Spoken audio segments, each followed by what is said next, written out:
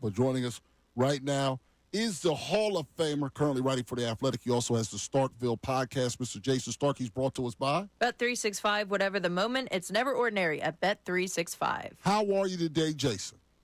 Tyrone, I'm great, man. How's everything in there? No, we're actually doing pretty well. We got some good things going with the Phillies as far as yesterday after fans got a little stressed about the runners in scoring position. But you always start us off the same way, so let's start with our stat of the week. Yeah, I wanted to do something this week that had to do with those wins last night. They were crazy.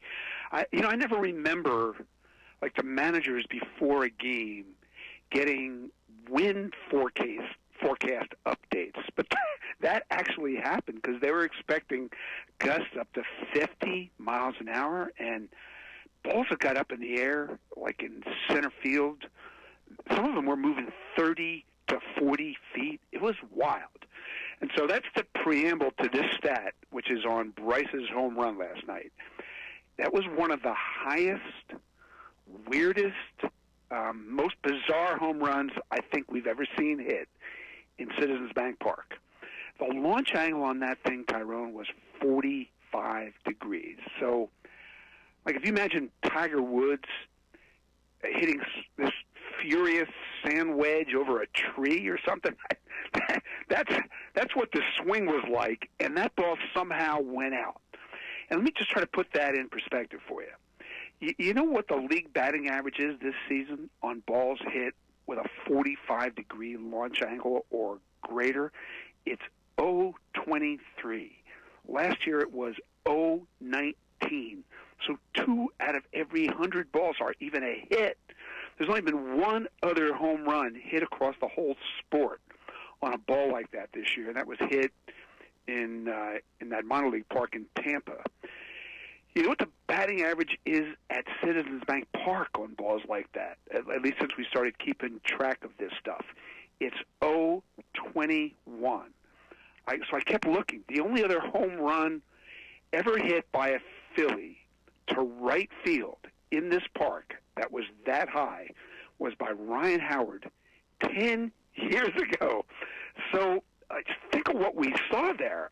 The winds were so wild that when that ball went up in the air, I wasn't sure if it was going to go in the third deck, wind up on the street outside the park, or blow backward to the second baseman, or like go into orbit. It was just epic. That is unbelievable. Wow. Okay, Alec Boehm, Brandon Marsh. All right, they had a night last night. What are your thoughts after their tough starts? Yeah, Ricky, the Phillies need both those guys to hit. I mean, it's honestly that simple. I know there's been a lot of calls to your show from people who are frustrated, want to try something else. They don't care what it is. That's just not reality. Alec Boehm is the third baseman here this year, period. Brandon Marsh is a guy, I feel like they made up their mind last winter. They needed to find out if he could step into a bigger role, which meant hitting left-handed pitching. And 2.5 weeks of baseball in 47-degree weather and 50-mile-an-hour winds just doesn't tell you that. But obviously, both guys need to be better, man. Alec Boehm drove in 97 runs each of the last 2 years, and there are only 5 other guys in the whole sport who have done that. So for him to go all the way from opening day until last night without getting an RBI hit is just bizarre, right? For him to be batting 8th is bizarre. He started out the season batting 4th, but it's in his head. He's getting overmatched by good fastballs.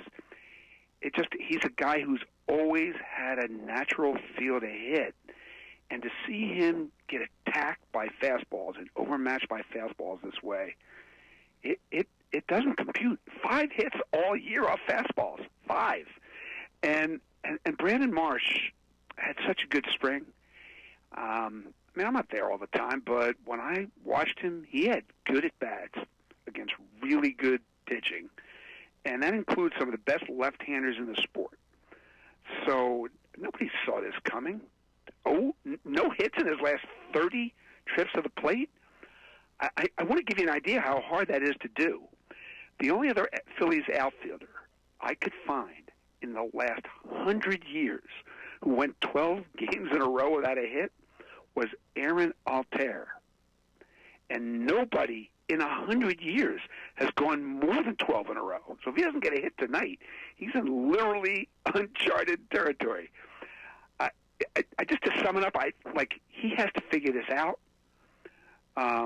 Just the way his at-bats have gone have told you he's been lost for a lot of this period. But it did look better last night, I thought. I don't know if he's what they hope he's going to be, but I do think it's pretty safe to predict he's not going to hit 100 all year. Yes. We even feel comfortable with that. We're speaking with the Hall of Famer, Jayson Stark, currently writing for The Athletic. He also has the Starkville podcast. All right, so the Phillies start. I think it's because they won the first two series, then they beat the Dodgers. Then they started to struggle a little bit, have been a little upset about the Phillies start of the season. But I don't think it's that bad. I'm sure you have some data on this. Yeah, I know people are unhappy with how they've played, Tyrone. I get it. I don't blame anybody. They easily could have swept the Dodgers, but they didn't. They easily could have swept the Braves. They didn't even win that series. Yeah. They easily could have won Game 1 of the Giants series, but they didn't. So it feels like they should be 13-4 or 12-5 instead of 10-7. But here's the way I look at April, and especially the first part of April in this part of the country. It definitely gives you a window into the stuff that you should be worried about. So the bullpen is a worry.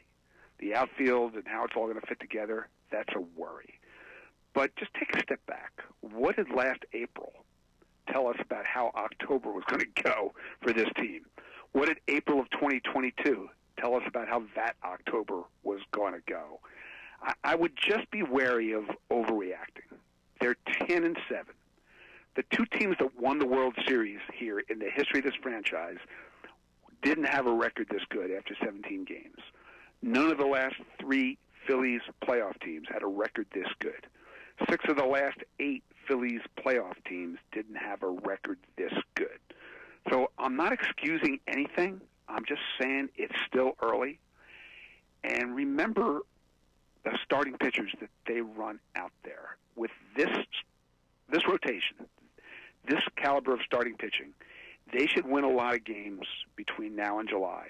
And then they can trade for whatever they need then, because they'll be in some kind of race.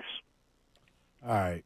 What's your take on managers getting run for bad calls like the one on JT the other night that could have cost the Phillies a game?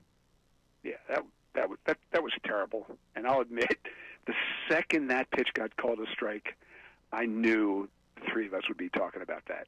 I just knew it. Okay, yeah. And I don't think I'm going out on a limb to say Larry Boa would have gotten ejected if he was the manager. Yeah, no doubt. 100%. Dallas Green probably gets ejected if he's the manager. Charlie Manuel probably gets ejected if he's the manager. But this is my reaction. It's not 1998 anymore. It definitely isn't 1979 anymore. You still have a few managers. Aaron Boone comes to mind who would make sure they got gonged after a call like that. But it's a shorter list than we've ever seen. And I think with modern players, all that stuff's just overrated now. If ever there was a time to do it and get run, that spot in that game after that call was probably that time. But Rob Thompson just is not that guy. He's had 2 ejections over ball strike stuff in the entire time he's managed here. 2. I don't think that makes him any worse at his job or better at his job. I think it would be a lot more entertaining if he would do that for us, but I honestly don't think his players care. But, Ricky, I mean, you've been a player sitting in a dugout watching managers react to calls like that, so you can feel free to tell me if I'm wrong. No, I mean, like I said, I was with Boa. He would have gotten wrong. La Russa would have gone. Fregosi would have pretty much almost all of them. of that generation. Yeah. Now Right, it's different now because they just figure there's nothing's going to be changed. Right. Let me ask you this, Jason, before we let you go.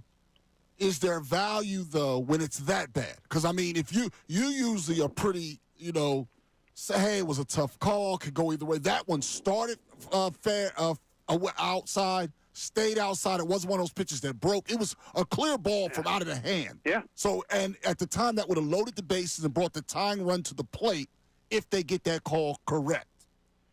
Is there any value in doing it, not because it won't change anything, just to tell the player, hey, I got your back, buddy? Is there any value, in your opinion, in that? I know it's a different generation, but just to go to JT, like, I owe you that to have your back because I don't want you to get a call like that again.